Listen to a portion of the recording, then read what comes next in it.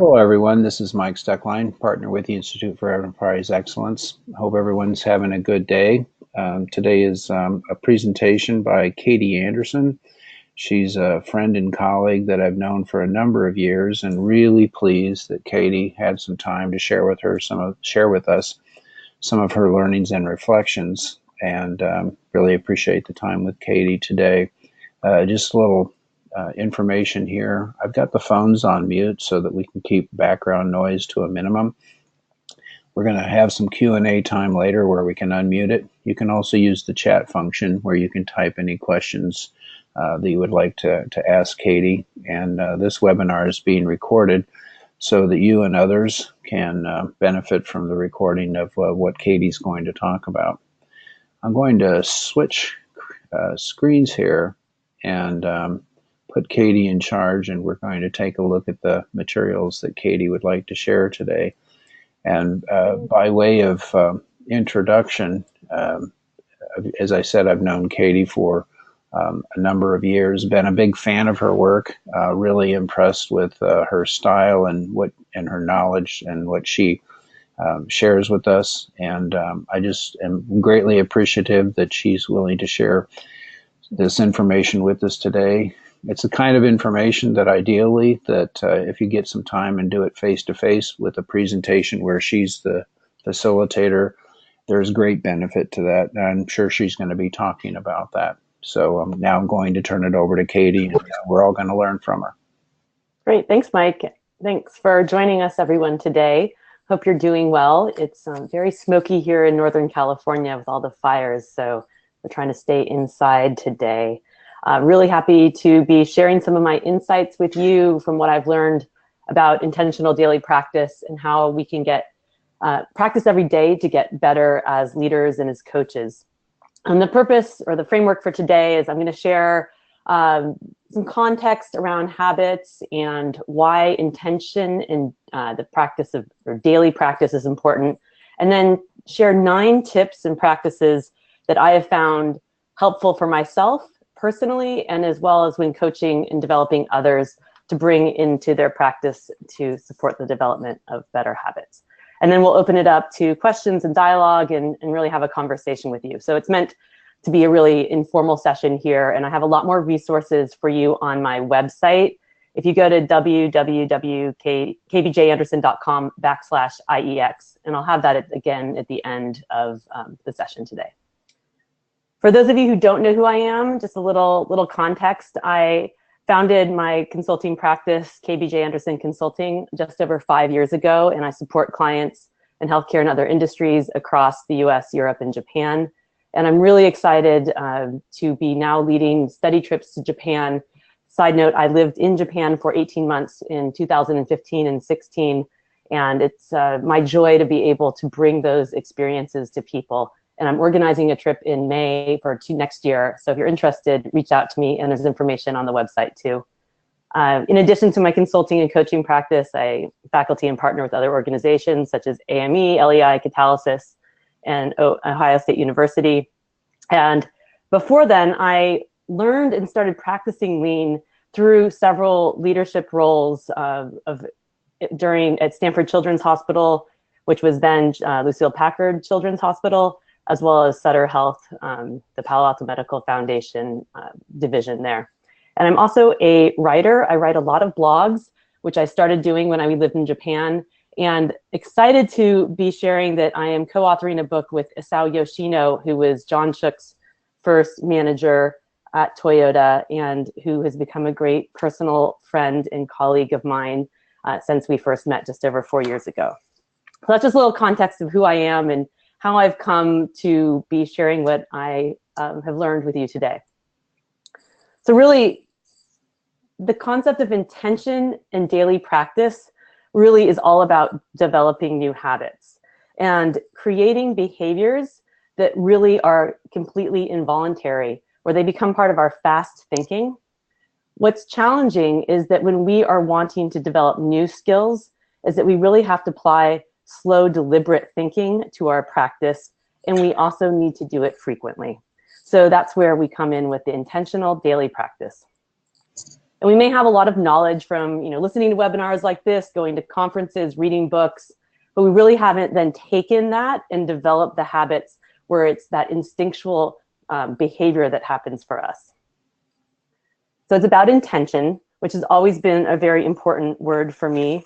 A little story about intention and how it became an even more powerful word was that when I moved to Japan in the beginning of 2015, I didn't have a business card. Here in the West, we rarely give out business cards, but it is a kata, a practice that happens daily in Japan. You hand out business cards like candy at Halloween. And I needed to have a logo or some sort of visual on my card. And so I asked the business card company to put the word intention on my card. And this is the symbols that mean intention in Japanese. And I started giving the card out, and the Japanese speakers or business people who spoke English would say, wow, this is a very powerful word. And I'd respond saying, yes, it is. It's powerful. I think setting intention is really important so that we're showing up in a really positive way and that we have meaning and deliberateness about our behaviors. And they said, no, well, this in Japanese, this word is even more powerful. The symbols here, if you look at the lower symbol, shi, the bottom part means heart. And the ko, which is the second symbol, means direction. And, just like Latin roots, it doesn't necessarily mean anything for today, but I thought it was meaningful for me as it made me pause and reflect on really what is intention. And it's about understanding what's important for us inside in our heart. What is our purpose? And then how are we aligning our behaviors in the direction of that purpose? So our intention could almost be considered our personal true north. And so bringing more awareness to both what's important and then how we're aligning our behaviors with that could be considered what our intention is. So that's sort of now my take on the word intention.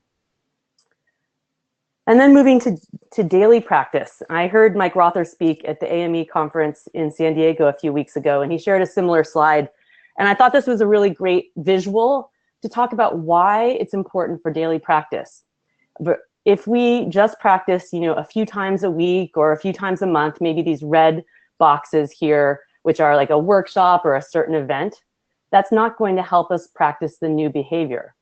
We are really then just practicing business as usual all the rest of the time and continuing to ingrain those habits that we already have, not the new ones that we want to develop. And so when we want to create new habits, we need to have intention about that, understand what's important and align our behaviors with that, but also practice daily and frequently to really develop that stronger muscle, because we never fully extinguish an old habit. We just replace it with a stronger one. When I start workshops based on coaching and leadership skills, one of the questions I ask people when we're going around the room giving introductions is for them to rate themselves on how would you describe your daily intentional practice with developing others. And many people, when we go around the room, they end up saying they're self-rating themselves much lower than they would if the words daily and intentional weren't on that. They have, they know they want to be developing others, but many people say that it's not happening daily, or it's not happening with as much deliberateness or intention as it should. So again, we need to come back to that intentional daily practice. Some grounding in requirements to create new habits. There's a lot of information that you can read from many books, including Charles Duhigg's The Power of Habit, Angela Duckworth's book, Grit, any of Mike Rother's books, and some others here. But really there's some consistency around the requirements to create new habits. We need to have self-awareness. We need to have an intention and goal. We need to set a plan for our practice and a plan for when our old habits resurface. We need frequent practice, ideally with a coach, and we need to have some sort of reflection and rewards. And as I was reading many of these books, it really struck me that this is really aligned with our PDSA model we use for problem solving. And so we can apply that for ourselves as well. So study, what are my current habits? What happens as a result? Adjust, so set a goal and intention and identify what better looks like for me. Create a plan, so what are your countermeasures? What experiments are you going to try? How are you going to get better? And then do, which is that frequent daily practice of experimentation. and then study and reflect. How will I know that I'm improving, and what's my process for reflection? So we can really think of this as the same way that we go about solving organizational problems, but for looking at ourselves as leaders as well. So I'm going to transition into 9 tips and concepts that have been helpful for me and others with daily intentional practice and in developing better leadership habits. The first is to create a plan for improvement. That was one of the key ingredients in creating new and better habits. And I like this quote that my coach and mentor, Margie Haganey, has shared, is that we need to also consider ourselves a business condition that requires improvement. If we are wanting to create change and improvement in our organization, our own behaviors and actions also influence the outcomes that we're seeing. And something that I learned from her was using the structure that we're all familiar with, which is the A3 thinking for problem solving, to also use it for personal improvement. And I have more resources on my website about how to use this framework, and I teach several classes on how to more effectively use this framework as well. And it really is just walking us through a deeper process for understanding our current habits, what does better look like, understanding really some of those things that are getting in our way, those proposed countermeasures and experiments, that plan, and then the follow-up. So this is the PDSA, but with a little bit more rigor and structure, and you can use this as a coach as well to help support someone through their own personal improvement and development. So it's a really powerful framework, and it also allows us to model other A3 coaching skills such as problem-solving thinking and catchball and asking questions. Something that's really important when you're looking at changing behavior and being more intentional about your practice is that you need to be specific. It's not about traits, it's about specific behaviors. For example, I often see people when I'm coaching them say, I want to be a better listener, or I want to be someone who is courageous. Well, define what is the behavior that demonstrates that you are a good listener or that you are courageous.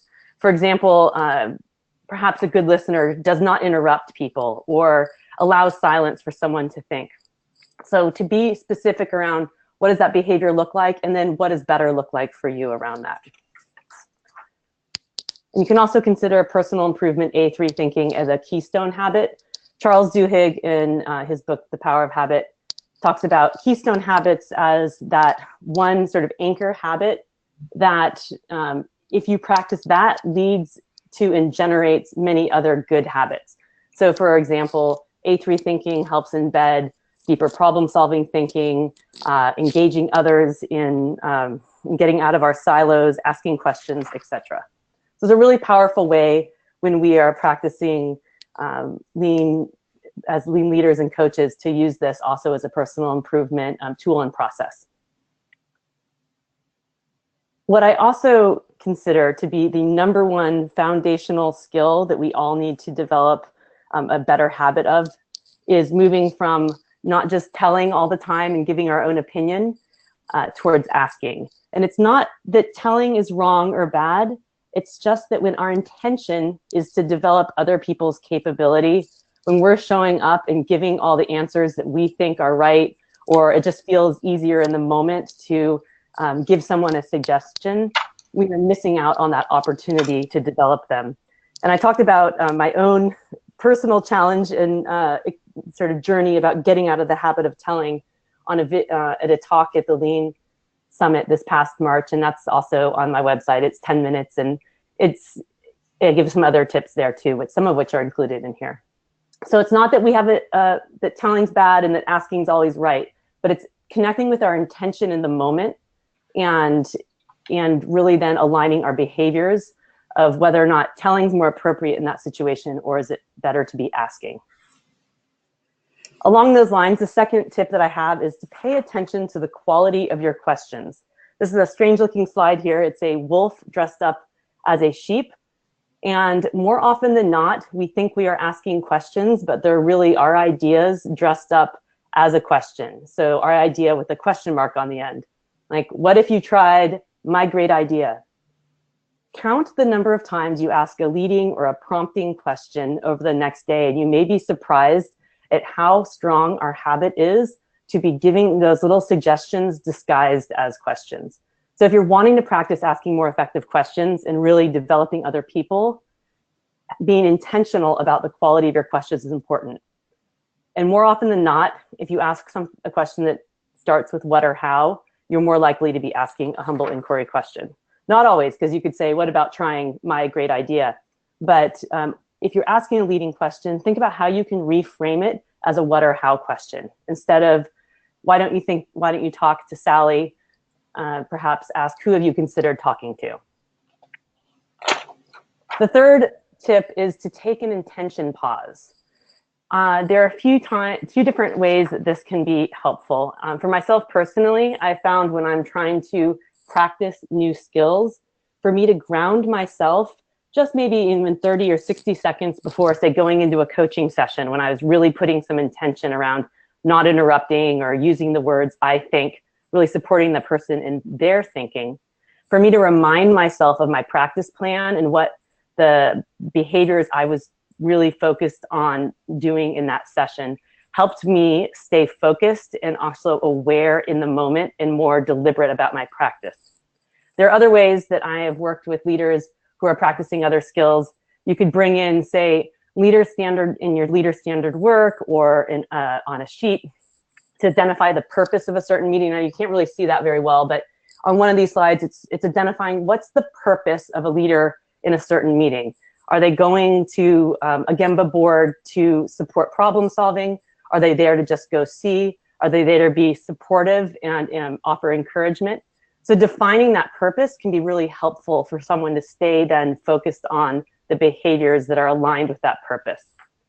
And also when you are developing someone, to, in the same way that, say, I took that personal time to ground myself and take an intention pause, take a few minutes to have them define what their plan of practice is for that one session. Say if they're going out on a Gemba walk or they're in a certain meeting, what are they specifically focused on trying to do? And then you can have a reflection time afterwards. So really those PDSA cycles really rapidly right in there. Along those lines, having a coach is the fourth principle, which is having a coach to help hold up the mirror. So when we're practicing any new skills, just like in music or in a sport, we need a coach to help us understand our current behavior, hold up that evidence, and provide some corrective feedback. It's only otherwise we're practicing skills or practicing our old behavior potentially and not really seeing what's actually happening. So it's really powerful to have that coach with you. And it doesn't necessarily have to be someone in a role called coach. It could be another colleague, it could be your manager, it could be a friend, someone there who is able to give you some corrective feedback and has some skills in the area that you're trying to improve in. I like this slide adapted from Mike Rother's Coaching Kata, where they're in our organizations, we're trying to develop sort of two skills. One is around problem solving, and another is around developing people to develop problem solvers. So when you are developing other people, understand for yourself who the learner is, and are you playing that first coach or the second coach? Because that changes your intention in the moment of what you're focused on and how you're best going to show up to help develop that person. Another tip is the fifth one here, which is a great and easy practice to do. You can to either get or receive feedback as a coach or supporting someone, is to get verbatim evidence. So it's just super easy to have someone or just write down verbatim what someone is saying. It can be a very powerful tool to give back to them to support their learning, to see actually what came out of their mouths. There was a doctor that I worked with at the Palo Alto Medical Foundation who was just a really passionate and wonderful leader, but his habit was always to jump into problem solving when we were, say, out at the weekly huddle board. His intention was to be asking questions and to really support the frontline supervisor and local physician to do the problem solving and to explain and hear what they're saying. But it just felt really easy for him to come in and start being in the mix and offering his opinion. So the role that I took was to help him set his intention for practice, and then during the huddle board session, I would write down exactly what he said verbatim on a small piece of paper, and then I handed it to him in our reflection session. And it was really amazing to see the ahas he had about how many leading questions he had, or just no questions at all. And over a 6 to 8 week period, he dramatically changed the way he was engaging with people at that frontline board. And having that verbatim evidence was a really critical enabler. I could have just said, you're asking a lot of leading questions, but when he was able to actually see what was coming out of his mouth, it was very powerful. Another practice that I encourage people to do is to ask a process question to get feedback. And by a process question, I mean one that's focused on the problem-solving process or the relationship between the coach and the learner. Edgar Schein talks about this in his book, Humble Inquiry. For example, what was the most helpful question for you today? This also establishes trust and shows your humility as a learner, as a leader or coach. And it also creates opportunity for you to get feedback. That same physician was surprised one time when he asked that question, and actually the supervisor, who was bold, said none, because he really at that time hadn't been asking any questions. He was just jumping in and giving ideas. So that was a powerful feedback for the physician leader, and he immediately started practicing better and more effectively the next time. The 7th tip is to have a plan to course correct. You are always going to get off course and not practice perfectly, and to give yourself permission for that, but also to know, what are you going to do when your old habits start expressing themselves? For example, if you're trying to practice asking more effective, humble inquiry questions, and you're catching yourself with saying leading questions, pause, stop, and self-correct. Have your plan for that, what you're going to do. It is better to stop and not continue down the path of your old habits than to just to think in the moment, or even say, I need to think of a different way to ask this question in service of you. This can be really helpful for you, and then you're practicing a better and more effective behavior. So have that plan for yourself. Also, find practice partners. So we want to be practicing daily with intention, and this doesn't mean that we always find time in every situation every day to be practicing. We can have different practice partners. For example, we could even have, say, a group where we're practicing A3 thinking and catchball, and we get in a group together more like a workshop situation. Or you can just identify people who are going to be your practice partners throughout the day, even if you are not having this is not a go to Gemba day. What are those ways that you can find time to practice each and every day and get some feedback? In workshops that I lead, we practice asking effective questions, sharing our problems, and also being that second coach or the observer who writes down verbatim. It's a really simple process to do, and you can find 15 minutes to do this, or even 10 minutes, and start practicing towards getting a little bit better every day. So this is a good way that you can do this sort of more offline as well. And then 9 is make sure that you establish a process for daily reflection. And you can use visual management or leader standard work boards to develop new habits, but it's really developing this, the study adjust part of the PDSA cycle. We usually do plan, do, but it's that study and adjust in reflection of what am I gonna do a little bit differently tomorrow that really allows us to have more intention about how we're practicing at getting better. And it's really this process of experimentation and failure and learning that's critical to long-term habit change. I want to share a quote with my friend and mentor, Isao Yoshino. And this is a quote that I heard the first time I met him, which was at the Lean Coaching Summit in Long Beach in 2014. It was right before, about 6 months before we moved to Japan. And he was up on stage with John Shook talking about their relationship as manager and subordinate. And Isao Yoshino was actually one of the 2 managers who was the model for the Sanderson character in John Shook's book, Managing to Learn, about A3 thinking. And he said this, he said these 2 sentences, which were really profound in my mind, that his aim was to develop John by giving him a mission or target. and supporting him while he figured out how to reach that target. And as I was developing John, I was aware that I was developing myself as well. And to me, that's so profound because we are not just here to develop other people and help support them in getting better, but we need to be intentional about how we're getting better ourselves and as leaders, and how we're meeting the needs of the people who we work with to collectively create these organizations that are delivering value to customers. So I encourage you to set your own intention. This doll here on the slide is something that some of you know I'm quite obsessed with. It's a Daruma doll from Japan, and it's a visual representation of a goal or intention that you have. And when you have a goal, you fill in the left eye, and the little doll sits and watches you until you achieve your goal. And it's also weighted at the bottom. It's about perseverance. So when you get knocked down, it rights itself back up. And so that's for ourselves too, is to have the intention of our goal, continue to align our behaviors with that and practice and not beat ourselves up. It's all about getting a little bit better. So I encourage you to think about what will you practice daily with intention, and how will you know that you're improving, say over the next month. So these are just some practices and experiences that I have found to be really invaluable for myself to improve on my personal learning journey, as well as some practices that I have found very helpful in supporting the development of others for daily intentional practice.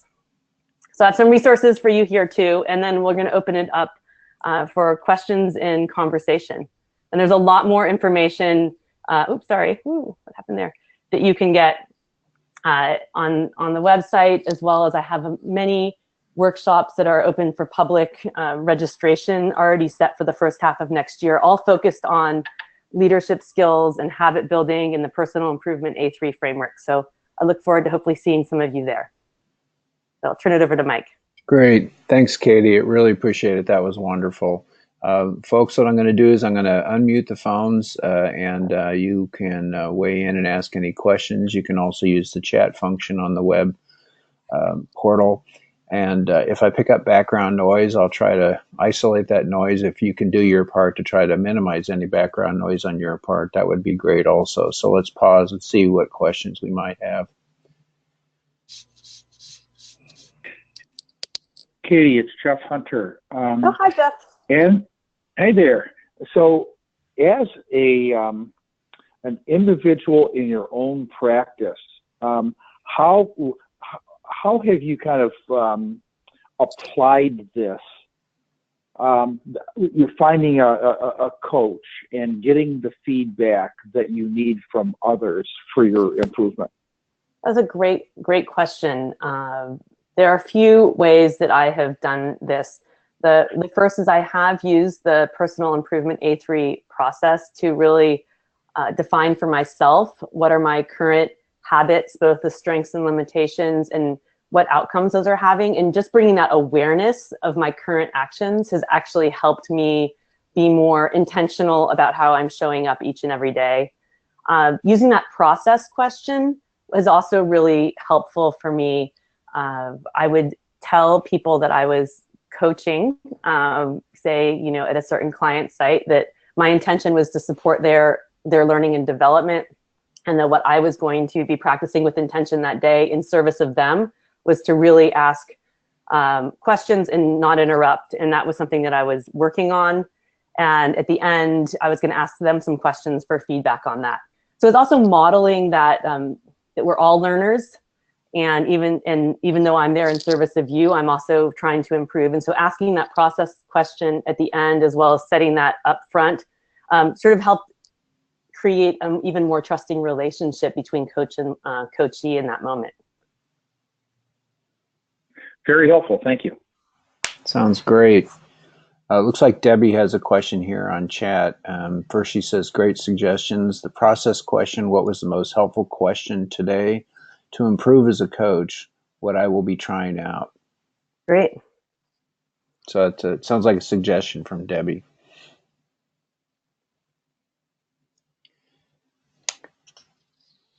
As I was listening, Katie, I was thinking about some of the common questions that I'll get, and perhaps you get as well. And one of the things that I often notice, whether it's somebody comes to a conference or a workshop or just in the process of consultation, is when I get into it, I find out that the reason the person is interested is they're trying to figure out how to change their boss. You've never had that problem where the reason somebody is there is to try to take someone else on as a project. Is that a question you've had, and any thoughts on your responses?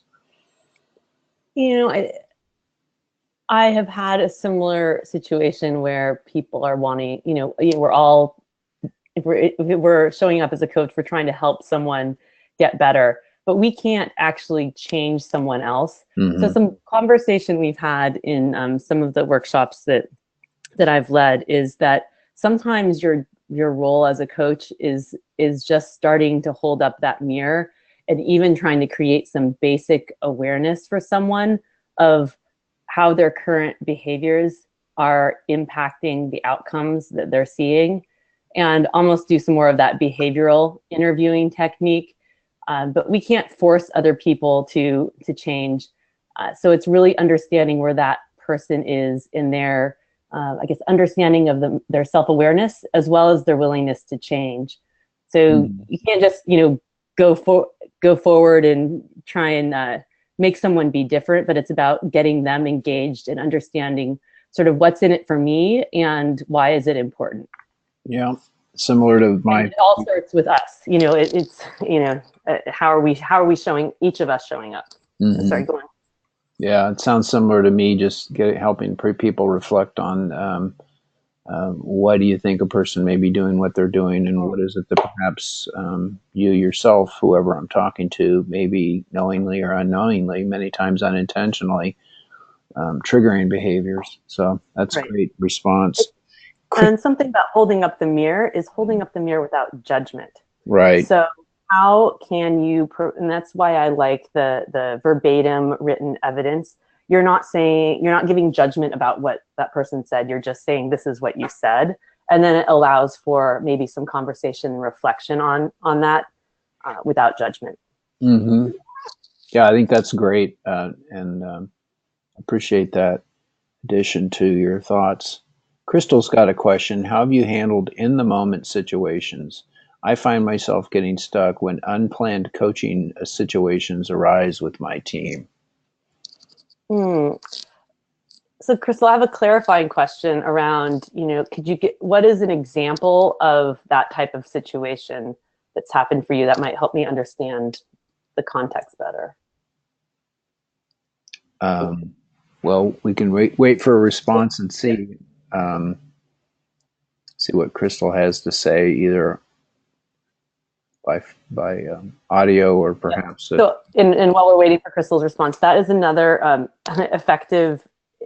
It's good to ask clarifying questions and also ask someone to be more specific. So often, say even in a workshop or we're facilitating a discussion, people, someone makes a more generalized comment, but the more specific we can get, and also providing a specific example, it actually can help us more understand deeply what's happening. It's that same thing about being specific around behaviors versus traits. Yeah, got some clarification here from on this question. So a team member came to me with a problem in their work, and I struggle with asking open-ended questions, coaching versus identifying a knowledge gap, such as they don't know what they don't know. Yeah, so that's a great question, and one of the things that we own as coaches is really assessing and understanding what would be most helpful for that person in that moment. I have two suggestions around that.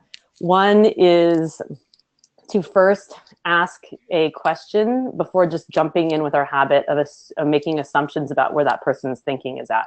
So by asking a question such as, and I would do this if we were in a dialogue right now, I'd say, well, what's one thought you have about that? Or get a chance to hear where their thinking truly is at. Also, we too infrequently then just, when we see someone is stuck in their thinking, jump into being the problem solver, and we don't give people as much time with a little bit of struggle to do some problem solving on their own. So I would say it's okay to maybe even end a coaching session or ask another type of process question like, what next step do you need to take to more, better understand the situation, or who do you need to talk to? If they show over multiple days that they are still stuck, then there might be a time to put on a more directive coaching hat and say, I see that you're really stuck in this. I'm going to offer you one idea about how I might approach this situation. And now that I've offered that, I'm going to put my coaching hat back on. And what are you thinking now about how that might impact your problem? So it's just being cognizant for ourselves that we often kind of jump in to rescue people too soon without giving them a chance to do some deeper thinking, and also being aware of, is this truly an emergency right now that needs to be fixed, or can we give a little bit more time for some thinking? And knowing that there are times where just staying in that open, humble inquiry mode as a coach stops being effective when someone is truly stuck. Mm-hmm. Yeah, great advice. I love that. Here's a question. How do you handle entire team? Gotta go back up here. How do you handle entire teams that are not receptive to the idea of change, such as implementation of huddles? Other teams have really embraced the changes and have made efforts to make them useful for their team. But what do you do when you have one group that pushes back every day and will not embrace any sort of process improvement for their area? How would you suggest coaching personalities like this? Yeah, that's a tough situation, and I've been in that boat as well, especially as an internal coaching consultant. Again, it's helping them identify for the leader of that area, why is this helpful or important for them, and maybe break down the process of what does a little bit better look like, and work with them on trying to get some agreement of just experimenting and seeing how it goes. If people are completely resistant, then that requires a different approach, and it also depends on who.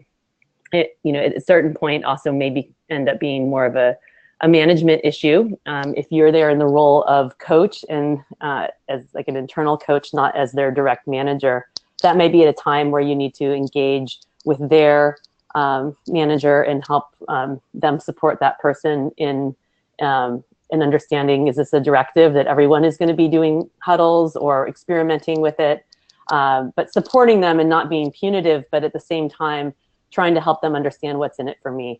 But if you are an internal resource as a coach, there are times then when you need to pull on that, the sponsor of the group too. I don't know if that's helped. Doesn't necessarily solve the problem, but it's. Mm-hmm. Well, it sounds like great thinking, and many times I find that just thinking out loud with the person as far as what do you think is going on, and we may have a tendency to say, I've learned this skill or this method, this tool, and I want to try to apply it in a lot of different situations. And you may start there, but then you may have to step back and say, am I trying to make something better? But that's not the angle that's probably going to affect this here, and it might be another angle that's going to require a different strategy. Right. Yep. A question here and a compliment says, thanks, Katie. I love reading your work and hope to meet you sooner than later. Would you have examples or possibly point to a resource of where you were forced to use the mirror and how best to handle some specific negative behaviors? When I was forced to use the mirror, as I was a clarifying question, I just not necessarily clear on what you mean by forced to use the mirror. So if we could have some clarification on that, it'll give me more context for how to respond. We'll see what comes back on that. And I hope to meet everyone who's on the call at some point too. Yeah.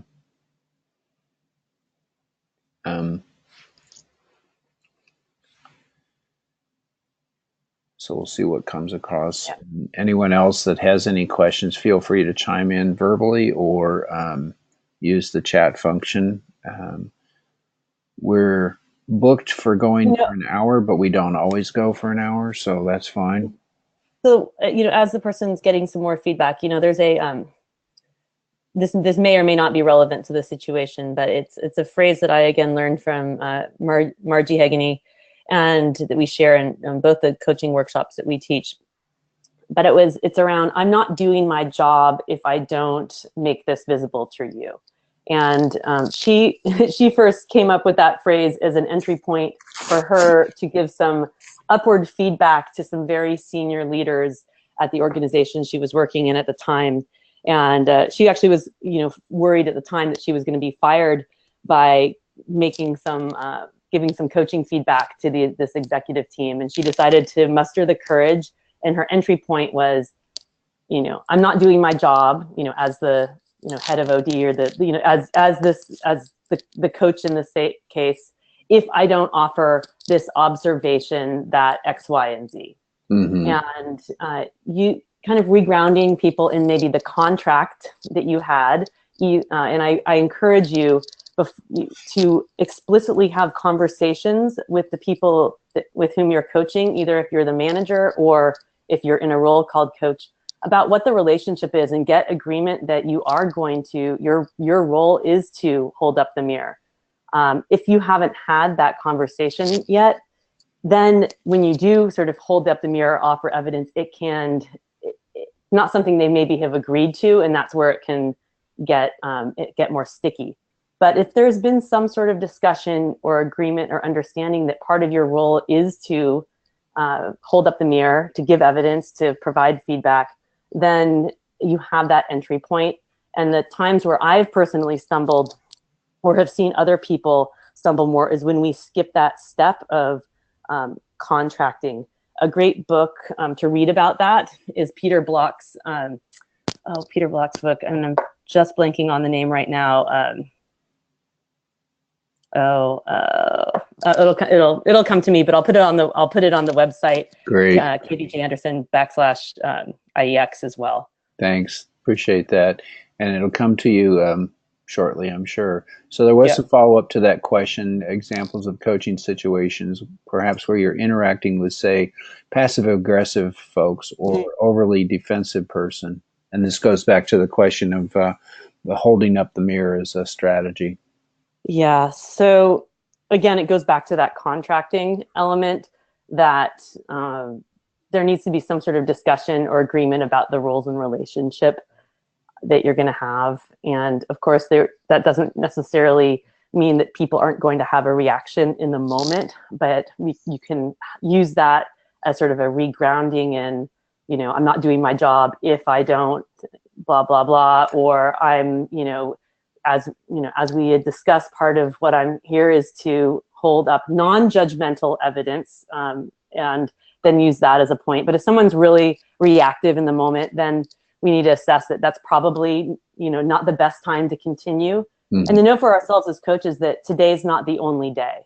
So there'll be other times to come back and not necessarily feel like we have to do it all in this one day, in this one session, that perhaps, the process of self-reflection sometimes takes a little bit more time for some people than others.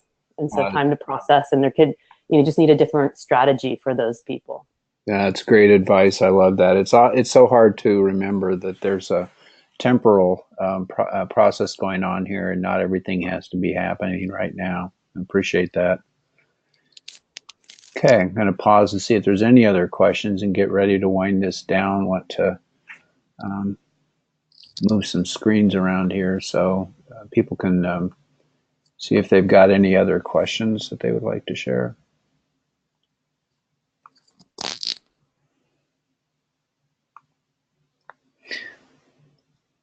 Okay, I'm going to move this around to some closing slides. And I remembered the book, okay. Flawless Consulting by Peter Block. And he talks about how to have those contracting conversations and really to set up a relationship for success.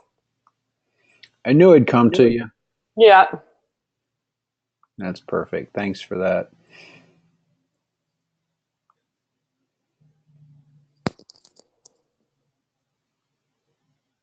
So the question is, what happens next? And Katie's given a lot of good resources here, and the information, if you go to our website and you go to upcoming webinars, the information will be moved down to the previous events section, so you can always go there and find Katie's webinar recording as well as others. Just so folks are aware that there's several topics that are in the works, that you can see them listed here. Some conversations with folks at Winona Health, Tim Petrie from the Cleveland Clinic. Ann and Lou Fries recently published a book titled Align, and they gave a presentation last year on natural leadership and haven't really come up with a title yet, but we're going to be talking about their book a bit, and we're putting together some time to do a webinar.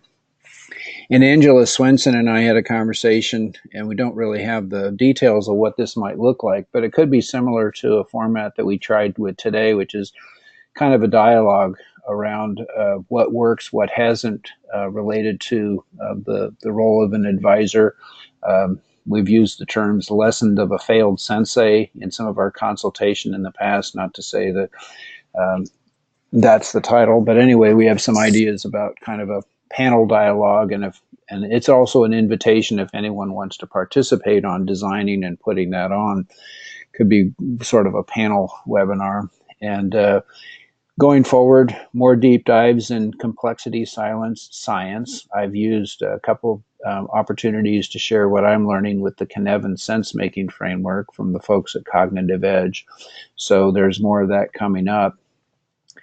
Just a reminder that we've updated our white papers, some with some detailed updates, some with just trying to make the connections to the white papers, because they do work together as a system of information, so that they're all connected. But if you go to our website, either through the foundations page or the publications page, you can see the links to those white papers. And you can go directly to the bit.ly links that you can find below, and you can follow accordingly. So we've got a number of white papers that have been updated. The latest one that we have on Pracademic's Guide to Strategy Deployment really prompted the update to these. And we've got a few ideas of upcoming white papers that we would like to write. And if you go to the publications page, you can also use that as a way to get to those white papers. And there's a couple other white papers that are in the white paper format, but they came about because of previous publications that we had put together. So those are listed there. A paper on performance evaluation, how is this still a thing? A couple papers on research papers that were presented at the Deming Institute conference. And then a paper that my son and I wrote years ago that was published in Quality and Education book about what grading means, and has to do with the application of the red bead factory, teaching at the time third graders what that meant. And they got it right away, and they understood some of the problems with grading. So those are resources are there. So a final invitation, if anyone has any stories or lessons they'd like to share, topics they would like to have covered, please send me a note. You can also weigh in and use the LinkedIn group link there. So on behalf of everyone, Katie, I want to thank you for taking the time to put this together and for presenting today. From my perspective, I thought it was great, and I'm getting good feedback by text that says people really enjoy it. So hope everyone found it to be beneficial. Great. Thanks for inviting me, Mike. And I welcome hearing from all of you. And remember to check out my website for more resources for you and for the upcoming Japan trip, which I'd love to have some of you on. Let's all go to Japan with Katie. I think that's a great idea. All right. And Mr. Yoshino. That'll be daily intentional practice to work up that, and we'll all work on that. That sounds like a great goal. Let's work on that goal. We'll get one of those dolls. I have one at home that I use for another project. So I'll get another one, and then I'll color that in, and then we'll work on that together. Sounds good. All right, great. That's my intention, and I'll have the practice to do it. Thanks, everyone. Thanks, Katie. Hope everyone has a great day and a great weekend. Thanks. Take care.